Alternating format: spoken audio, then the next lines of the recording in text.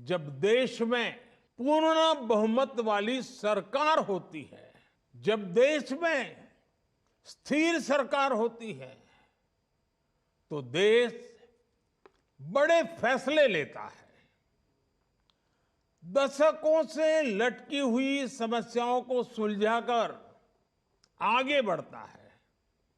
आप देखिए, ये हमारी पूर्ण बहुमत की सरकार है, जिसमें जम्मू कश्मीर में आर्टिकल 370 हटाकर दशकों का इंतजार खत्म किया। ये हमारी पूर्ण बहुमत की सरकार है, जिसने हमारे देश के सेना के जवानों के लिए वन रैंक वन पेंशन लागू कर देश के पूर्व फौजियों का 4 दशक का इंतजार समाप्त किया।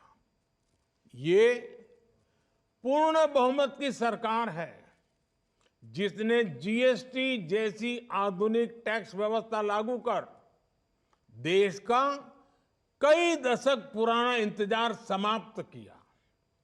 ये हमारी सरकार है, जिसने नारी शक्ति वंदन अधिनियम बनाकर देश की महिलाओं का बरसों पुराना इंतजार खत्म किया।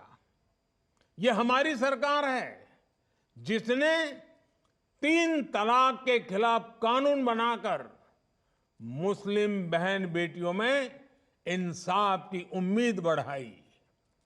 ये हमारी सरकार है, जिसने 3 दशकों के इंतजार के बाद नई राष्ट्रीय शिक्षा नीति लागू की।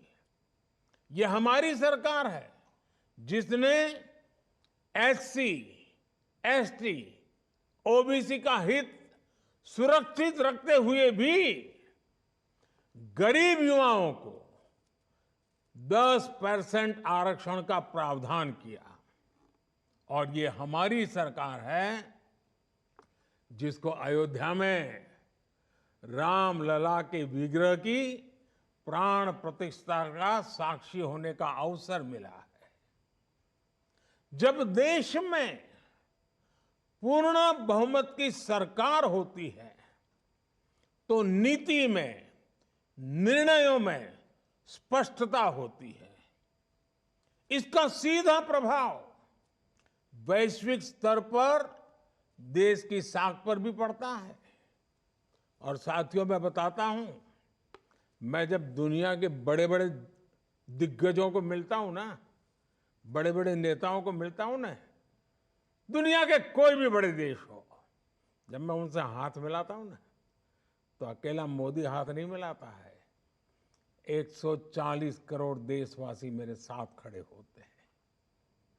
और ये दुनिया को प्रभावित करता है। ये ताकत होती है पूर्ण बहुमत वाली सरकार की। आज दुनिया में भारत की साख एक नई ऊंचाई पर है। आज भारत के पासपोर्ट को बड़े गर्व के साथ दुनिया में देखा जाता है। और ये युवाओं के लिए बहुत बड़ी अपॉर्चुनिटी है। इस वजह से बीते वर्षों में भारत में रिकॉर्ड एफडीआई आया है। भारत का विदेशी मुद्रा भंडार भी आज रिकॉर्ड स्तर पर है। कभी सोना गिरवी रखना पड़ता था, आज दूसरी स्थिति है। ये देश में रोजगार के भी नए मौके लगातार बना रहा है। साथियों, आपको याद होगा, लाल किले से मैंने कहा था कि यही समय है, सही समय है